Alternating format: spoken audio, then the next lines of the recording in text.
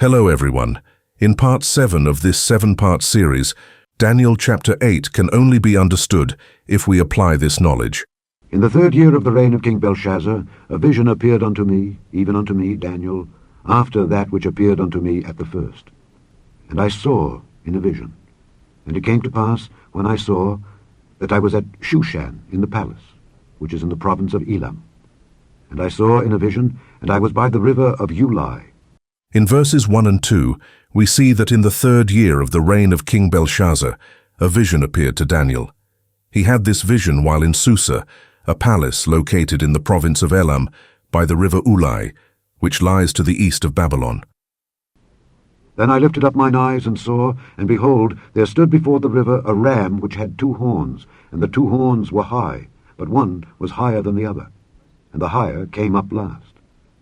In verse 3, Daniel describes seeing a ram standing before the river, which had 2 horns. One was higher than the other, and the higher horn came up last. The 2 horns of the ram represent the kings of Media and Persia. I saw the ram pushing westward and northward and southward, so that no beasts might stand before him, neither was there any that could deliver out of his hand, but he did according to his will, and became great. In verse 4, the ram is depicted pushing westward, northward, and southward. No beast could stand before him, nor could anyone rescue from his hand. He acted according to his will, and became great. And as I was considering, behold, an he-goat came from the west on the face of the whole earth, and touched not the ground. And the goat had a notable horn between his eyes. In verse 5, Daniel then sees a he-goat coming from the west, covering the whole earth without touching the ground. The he-goat has a notable horn between its eyes, which symbolizes the king of Grecia. The great horn represents the first king. In verse 6, the he-goat approaches the ram with fury. In verse 7, the he-goat strikes the ram, breaking its 2 horns, leaving the ram powerless to stand against him. He then casts the ram to the ground and tramples on it, and no one could deliver the ram from his hand. In verse 8, the he-goat grows very strong, but when he reaches his strength, the great horn is broken. 4 notable horns arise in its place, representing 4 kingdoms that will emerge from this nation, but they will not have the same power. In verse 9, we learn that from one of the 4 winds will come forth a little horn that grows exceedingly great, moving toward the south, the east, and the pleasant land. Notice that the west is not mentioned. This omission indicates that the little horn's origin is further west, beyond Greece, which we recognize as the Roman Empire. Caesar shows no sign of slowing down, but if he were to die suddenly, Octavius is too inexperienced to step into his giant shoes. Caesar still needs time to groom Octavius, so he plans to have his young nephew accompany him on his next conquest, the Middle East, next year. In the meantime, Caesar sends Octavius to Greece to complete his military education. Studying in Apollonia, along with his 2 best friends, Agrippa and Maecenas, Octavius receives a letter from his mother that changes everything. She relates that his uncle, Julius Caesar, has been assassinated by a group of conspirators within the Senate. She begs Octavius to return home to Rome because of the family's uncertainty and status. Paralyzed with a dilemma, Octavius doesn't know if he should join Caesar's army, stationed outside of Apollonia, and persuade its commander to let him lead the troops within the city walls of Rome to avenge Caesar's murder. But cautious Octavius believes he's too inexperienced with the military, so he decides to wait for further news. His mother's 2nd letter advises him not to get overexcited or overconfident yet. She tells him that Caesar was betrayed by his so-called friends. Not knowing whom to trust, she advises her son to take the less dangerous course of action, to return to Rome quickly and quietly. When Octavius lands in southern Italy, he learns more about Caesar's funeral. Caesar was lying in state in the middle of the forum before a large audience. His right-hand man, Mark Antony, who had briefly gone into hiding, gave the eulogy, which over a millennium later, William Shakespeare would immortalize. This Roman emperor was known for being the grand-nephew of Julius Caesar, becoming the first emperor and having the longest reign, ranging from 27 BC to 14 AD. His name was Gaius Octavius initially, but he changed it to Augustus Caesar when he took full control of the Roman Empire. His reign was marked by stability, prosperity, and expansion. One of Augustus's most notable accomplishments was his military conquests, which expanded the Roman Empire greatly. He conquered Egypt, Spain, and parts of Germany, and established the Roman frontier in the north of the empire. He was especially famous for his victory over Mark Antony and his lover, Queen Cleopatra. He also implemented social and economic reforms, including creating a police force and establishing a taxation system. He also reformed the Roman legal system, creating a new system of courts and judges. The Roman Empire enjoyed peace and prosperity during Augustus's reign. His legacy is still felt today, as he is considered one of the greatest leaders in Western history. I would like to pause here to emphasize why the calendar is based on the three lights in the heavens. The book of Daniel provides scriptural evidence that the calendar has been altered. In Daniel 8:11-13, you will notice that the word daily has replaced the word continual. The Hebrew word tamid, which I hope I'm pronouncing correctly, means continual. It does not mean daily, although one can understand why daily was used. What do I mean by that? Well, daily actually comes from the word yom. You can see the word yom in Psalm 72:15, where it signifies daily.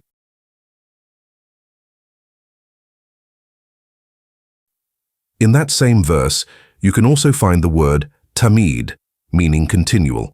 Continual and continuous are excellent examples of words that, despite sharing the same root word, continue, have different meanings.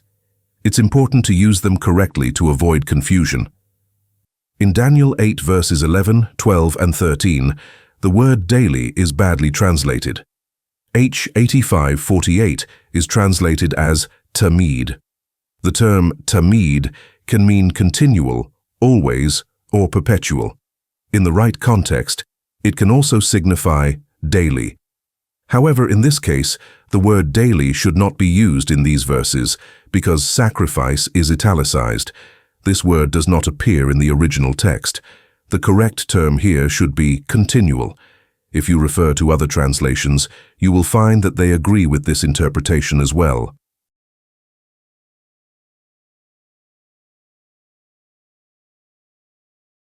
Daniel 8:11 should read like this. Yea, he magnified himself even to the prince of the host, and by him the continual was taken away, and the place of his sanctuary was cast down. The little horn made himself great to the prince of the host, and took away the continual, which caused his sanctuary to be cast down. Ask yourself what the word continual means.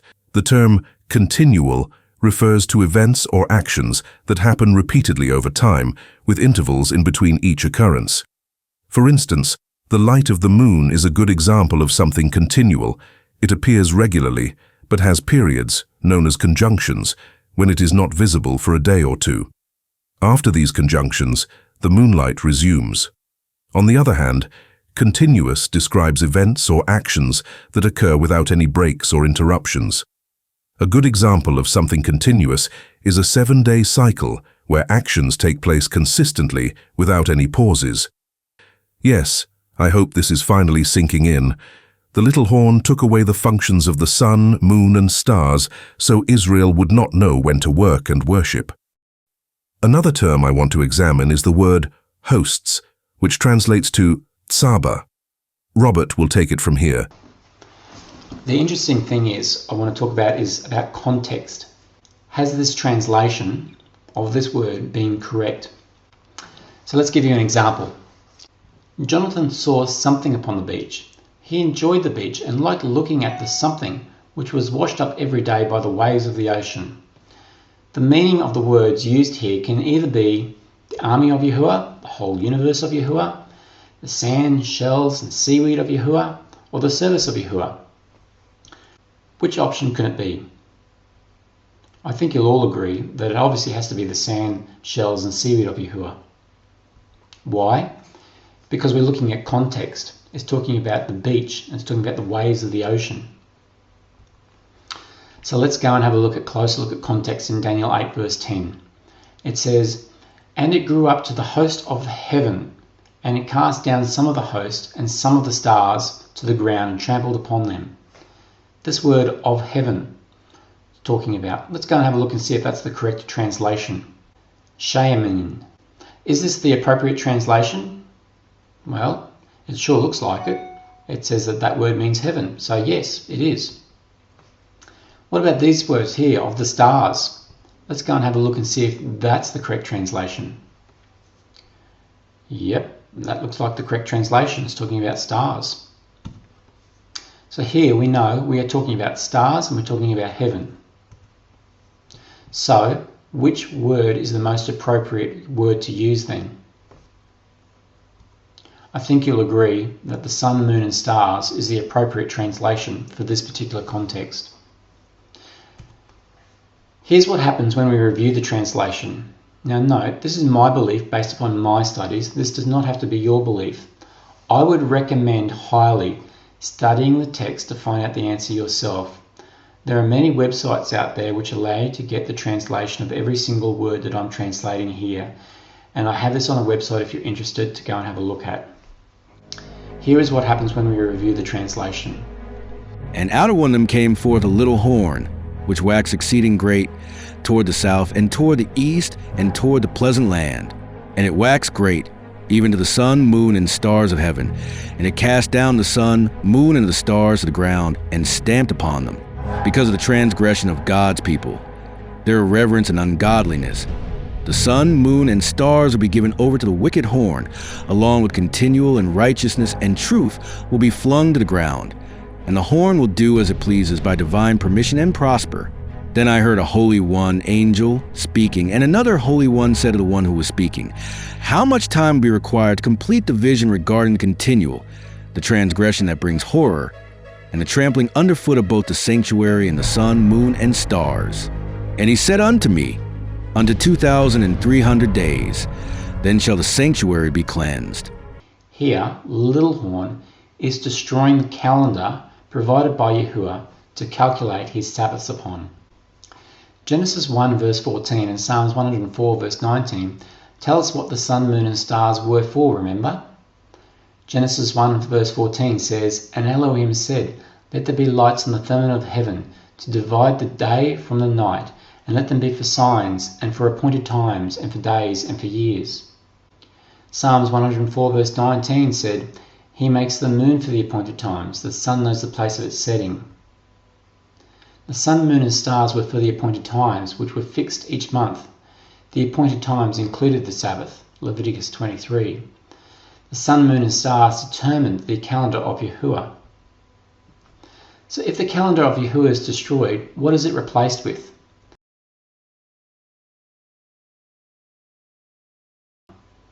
It was replaced with a continuous cycle of weeks.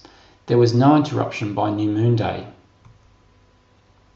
Could a 7-day cycling week have even made it from creation all the way through to today? The Roman Republic used a market week of 8 days, marked as A through to H, known as the nundile letters, in their calendar. This calendar had 10 months in its year. The Julian calendar, which eventually replaced the nundile calendar of the Roman Republic, was introduced in 46 BC by Julius Caesar and took force in 45 BC. To reinforce his authority in changing the Roman calendar, Julius Caesar added an extra month to the calendar, which he named July, or July, after himself, making the total number of months 11. The preceding early reform of the Roman calendar by Julius Caesar retained the 8-day nundile cycle until it was changed again, but this time into a 7-day week by Caesar Augustus, based not upon the scriptural record, but upon the pagan worship of the 7 planets by the pagan Romans. Does this sound familiar? The sun goddess, Sunday, the moon goddess Mani, Monday, the Mars, Norse god Tyr, Tuesday, Mercury, the Germanic god Woden, Wednesday, Jupiter, the Norse god Thor, Thursday, Venus, the Norse goddess Frigg, Friday, Roman god Saturn, Saturday. This 7-day planetary week had Saturday as its first day and Sunday as its second day. As a token of his authority in reforming the Julian calendar from the 8-day format to the 7-day format, Caesar Augustus added another month to the year and named it August, making a total of 12 months in a year on the pagan calendar. It wasn't until the Edict of AD 321, which was followed by the decree of AD 325 at the Council of Nicaea by the Roman Emperor Constantine I, that Sunday came to be reckoned as the first day of the same pagan planetary week established by his pagan predecessors. It was Constantine's decree that outlawed the use of the scriptural calendar and forced his pagan calendar upon the Christians, most of whom were persecuted and killed while offering resistance to his calendar. The truth of the matter is that neither Saturday nor Sunday are the true scriptural days for worship. In order to worship the Creator at his appointed times, one needs to use the calendar that he established and never changed since creation. Malachi 3 verse 6 says, I, Yahuwah, do not change. But why would Yahuwah allow all this to occur? Revelation 17 verse 17 tells you, For Yahuwah has put it into their hearts to fulfill his purpose, to be of one mind, and to give their kingdom to the beast until all the words of Yahuwah are fulfilled. It is to fulfill his purpose. Thanks, Robert, for your insight on this subject. As you can see, the sun, moon, and stars have been trampled to the ground. The vision of the evening and the morning reflects when Israel observes the Hodesh in the evening, and the next morning they begin their 6 days of work, resting on the 7th day. The little horn, a title often associated with Caesars, will trample the truth about the Hodesh and Sabbath and establish their own Julian and Gregorian calendars, leading many into error. All I can say is that we need to be prepared at all times because knowledge has increased, signifying that we are drawing closer to his return. Only the Father knows the precise time, so ensure your lamps are filled with oil. Until next time, continue seeking Yah, and you will find him. Religion had us bound, but we didn't know. Disguise itself as freedom, but we couldn't grow. That's the pictures in my head. I was lost, I couldn't see it. I was scared to know that everything I thought I knew was just a show. Actors playing parts instead. These lines of painted faces, walking dead, could not move past the nightmares in my bed. I cried, I needed freedom in my head. Oh, to keep control, they kept us blind. To keep control, they kept us slaves. But no more, 'cause I've broken free, escaping hell from the plantation on these minds, from the plantation in my life. I found the truth and nothing to lose, but these shackles deep inside no longer held captive in my mind. I'm never going back, no, I'm never going back. I'm never going back, no, I'm never going back. I'm never going back, no, I'm never going back. Never, never, never, ever, ever going back. And now I'm walking free, I'm no longer chained. Hated by society, the truth I've gained. It's the truth that makes you free. I'm grafted in Messiah and I've come to know his name is Yah, it matters, and I'm here to grow. Through the sun you're free indeed. I'm ready for this fight that's up ahead. The freedom that I've gained gives me the edge to overcome my enemies with dread. Oh, that's why to keep control they'll keep you blind. To keep control they'll keep you slaves.